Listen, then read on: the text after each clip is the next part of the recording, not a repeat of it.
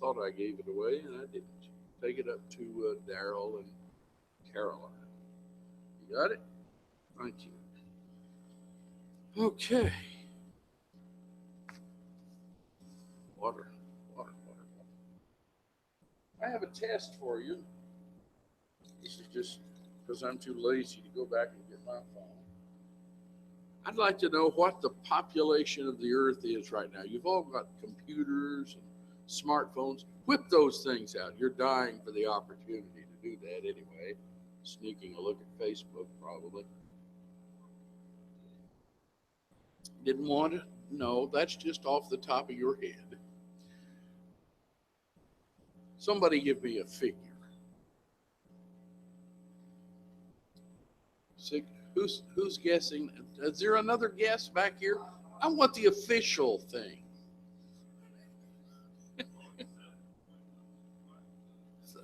There you go. 7.125 billion people here on the earth.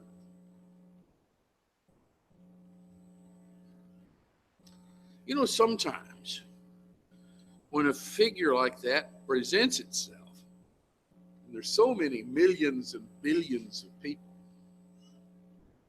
it's just stunning. It's stupefying. And as we think about our responsibility to the lost, we say, good night. I'm just one guy here in this little town in the Midwest. What in the world can I do with 7.125 billion people? How in the world would I even think about it? So we want to think about that this evening. Here's these billions of people out there. What is there for me to do? I want to look at a couple of passages to begin with. We want to start over here with Psalms 142 and verse 4. Where David says, I looked on my right hand and beheld, but there was no man that would know me. Refuge failed me, no man cared for my soul. And you know, I suspect that in this big world with 7.125 billion people, there's an awful lot of folks that feel like that. Nobody cares about me. In Mark the 16th chapter and verse 15, the Lord charged us, at least the apostles, and through the apostles us, with the responsibility, go ye into all the world and preach the gospel to every creature. And you know, we think about that, we say, my goodness, how do I do that? 7.1 billion people, it's daunting. And so it's so large and such an impossible task that we have a tendency to just sort of lean back and say, well, it's such a big job, there's no use even starting it. Because I know I can't finish it. Can't even really make a dent in it. So we sometimes fail in our responsibility. The Lord tells us we have an obligation to love these lost souls, desiring them. If the Lord's going to reach them, it's going to be through us. So in 1 Thessalonians 2 and verse 8, being affectionately desirous of you, we were willing to have imparted unto you not the gospel of God only, but also our own souls, because you were dear unto us. This is Thessalonians. These were Gentiles. Paul was a Jew. These were Gentiles about 900 miles away from Jerusalem, about 500 miles away from his home city. And yet he says he loved them, would impart to them not only the gospel, but his own soul, because you were dear unto us. You see the same sort of thing in Christ's example that he leaves us with. In Romans 5 and verse 6, when we were yet without strength, in due time Christ died for the ungodly. He died for those 7 billion souls. He died for them. In Luke 19 and verse 10, the Son of Man has come to seek and to save that which is lost. We have a tendency to just kind of slough it off and say, well, obviously it's too big for me, too big a job, such an enormous job, so the Lord's just going to save them anyway. Well, no, He doesn't say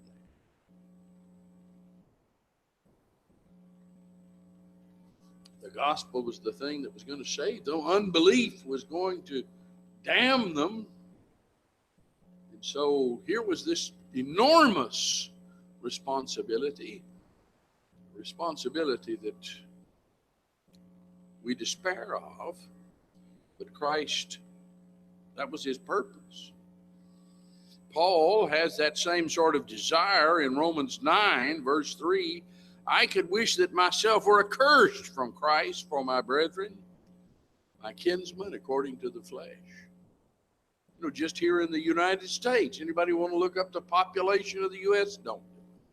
It's a big number. I probably, you know, every now and then on Facebook, I see these people who say, well, how many states have you driven through or been in? And somebody's been in 10 or 12 or 50 or 30. I've not been in 50. Have you? I don't think most of you have been.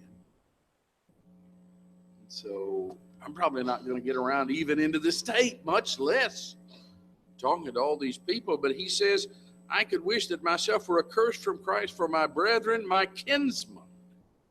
So here's these fellow Americans that we worry about. In Romans 10, brethren, my heart's desire and prayer to God for Israel is. These were the people that stoned him, beat him, rejected him. My prayer to God for Israel is that they might be saved. For I bear them record that they have a zeal of God, but not according to knowledge. They, being ignorant of God's righteousness, going about to establish their own righteousness, have not submitted themselves unto the righteousness of God. Although, remember how he started it? He said, my heart's desire and prayer to God for them is that they would be saved. So we have this obligation. In fact, we're debtors. We talked about that the other day in Romans 1 and verse 14. We're debtors. We have the obligation of a debt. The Lord says, owe no man's anything save to love him. He says here, I'm debtor both to the Greeks, to the barbarians, both to the wise and the unwise. We owe them a responsibility. And in 1 Corinthians 9 and verse 16, though I preach the gospel, I have nothing to glory of, for woe is unto me if I preach not the gospel. Why? He had an obligation.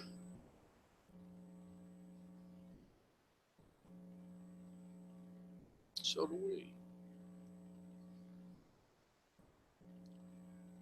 For 2 Corinthians 12, he says, I will very gladly spend and be spent for you. For the more abundantly I love you, the less I be loved.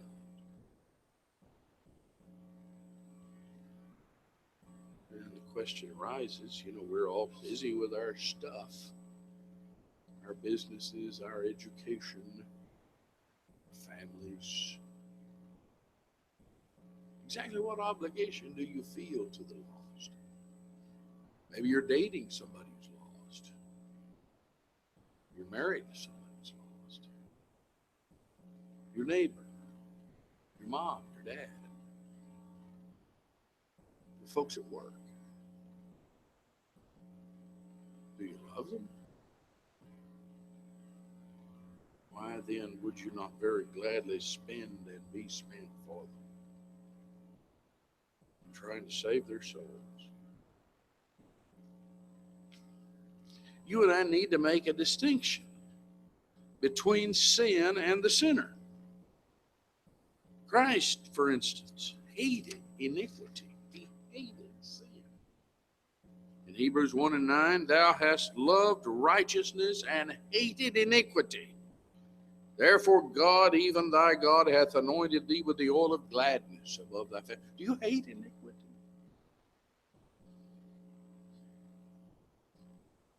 You know, I saw the other day somebody on Facebook talking about it. I don't know who it was. I didn't listen to all of it.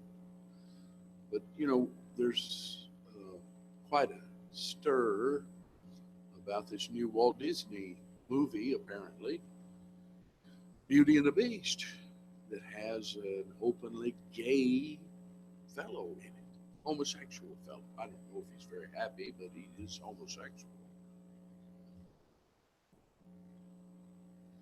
And somebody was writing, well, if you're not going to go to that, are you not going to go to all those other sinful movies? All the Harry Potter movies, which glamorize sorcery. You know, the Bible does condemn that quite a bit. Do you hate iniquity? Or are we entertained by it? You know, one of the most popular shows on TV right now is that show, The Big Bang Theory. Have you watched it?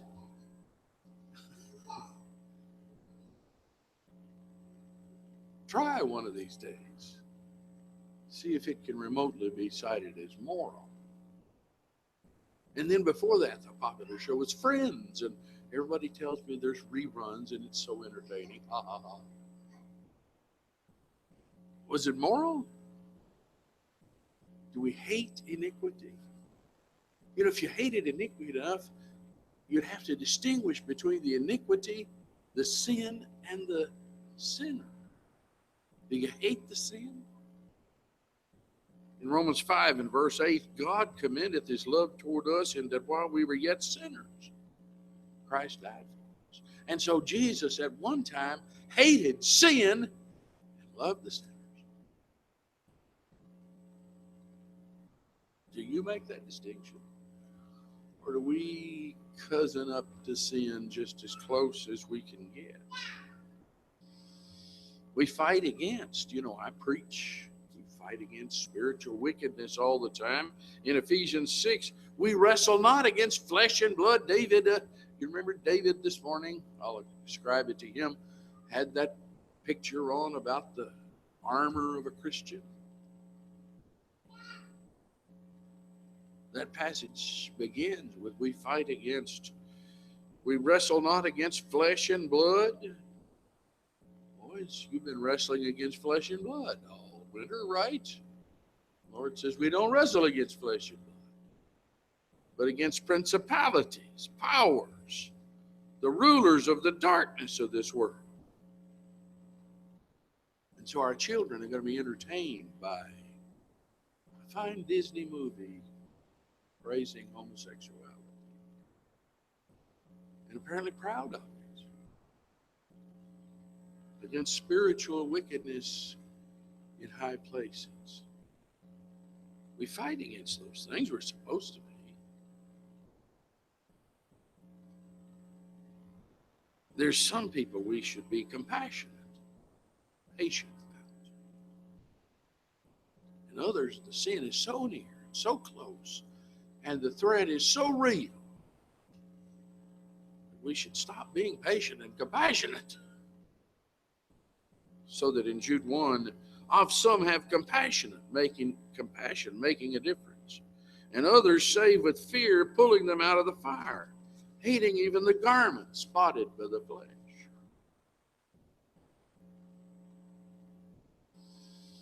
The church has a responsibility. Give our money the church to do its job. If I tarry long, that thou mayest know how thou oughtest to behave thyself in the house of God, which is the church of the living God, the pillar and ground of the truth. The church was supposed to exemplify the wisdom of God in Ephesians 3, to the intent that now unto the principalities and powers might be, yes, that's right, principalities in heavenly places might be known by the church the manifold wisdom of God. So that's our duty. That's what we're here for, not just to entertain everybody and salve their conscience.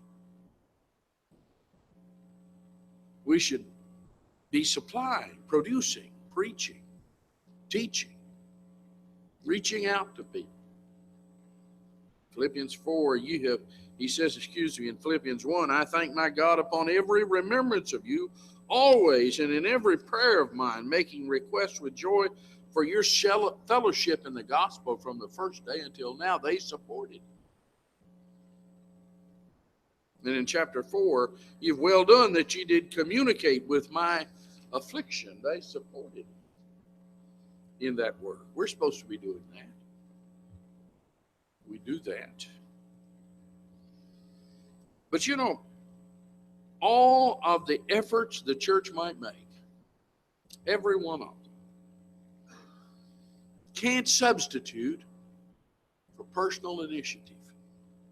You know that job we started out saying, it's just so big, how can I do it? It's just so enormous, 7 billion people. I just can't do it. In Acts 8 and verse 4, therefore they that were scattered abroad went everywhere preaching the word. You can start by talking to the people close to you, people you work with, the people you love most intimately, your family. Every now and then I run across some young couple that are about to get married.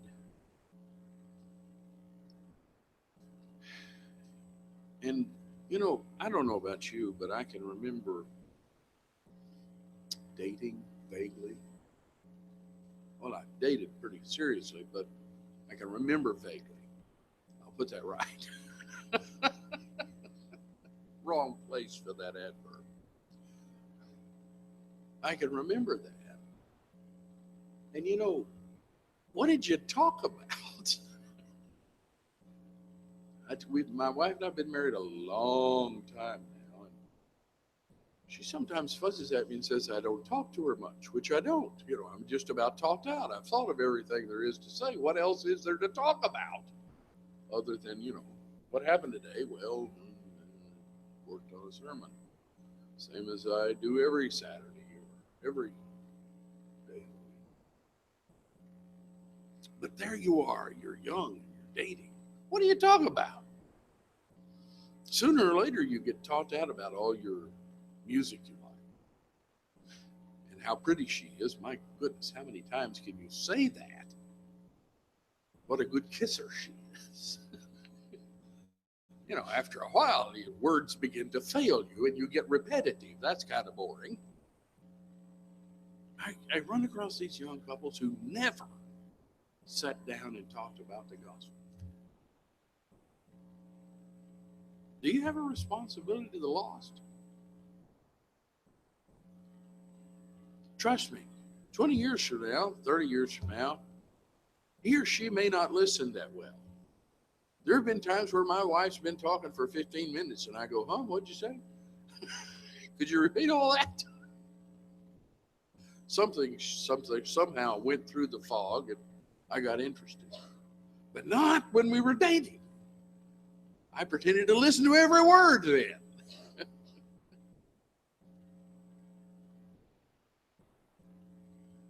Start there. It's a good place to start.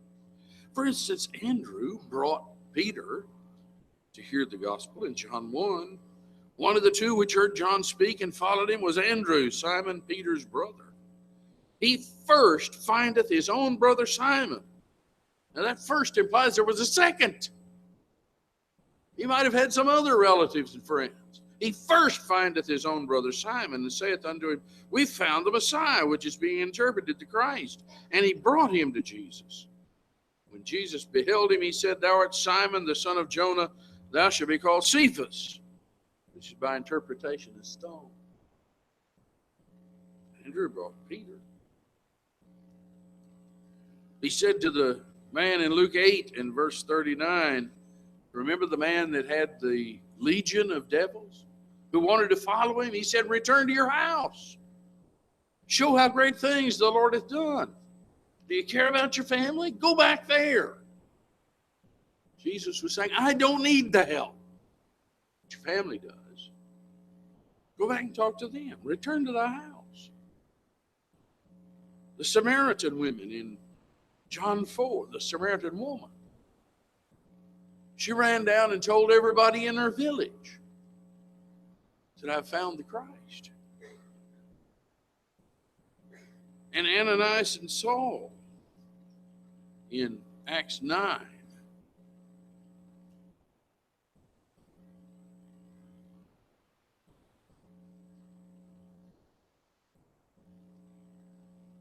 He says, now why tarriest thou? Why does Ananias go to him? You know, I don't know if you paid attention to all these fancy slides I put up here. But all of these were from the most splendid thing I can imagine. And it was from the 2008 Olympics in Beijing, China. All of them. They were just fabulous.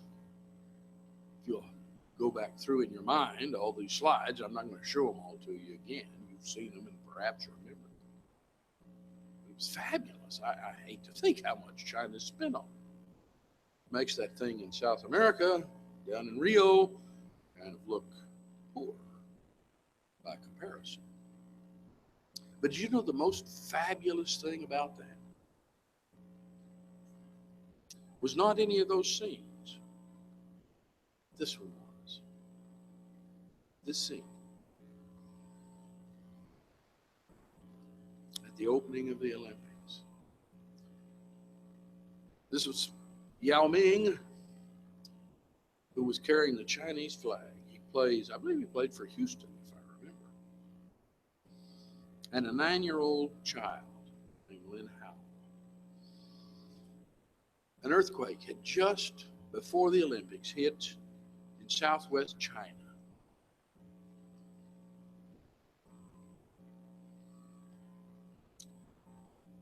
According to the news reports, when it happened in May 12th, this little boy risked his life and suffered multiple injuries for rescuing his schoolmates from the collapsed building. He was awarded the title of Teenage Hero in Earthquake Rescue and Relief. He's a 10-year-old boy, and he's helped save the lives of 2 of his friends after that huge earthquake. He went back into the collapsed building after he managed to escape and said he was the hall monitor and it was his duty.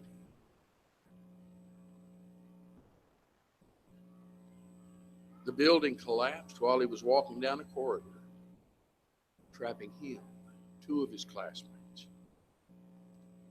He was injured, but he managed to free himself before carrying his 2 friends to safety.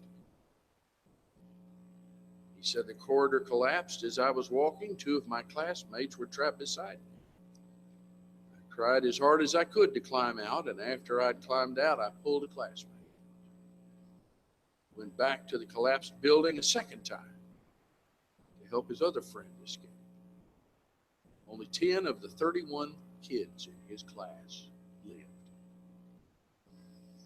Altogether, 40,000 people are thought to have died, and millions were left homeless.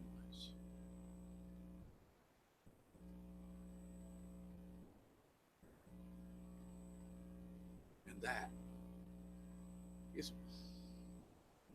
is marching next to this fabulous basketball player, marked the greatest hero of those 2008 Olympics. He carried the flag. And my friend, we have a responsibility to the lost. You may not play pro basketball. You may not be a great singer and a star. You may not be known far and wide. But if you can carry 2 of your classmates, 2 of your friends, parts of your family to safety, you will be the greatest hero in eternity.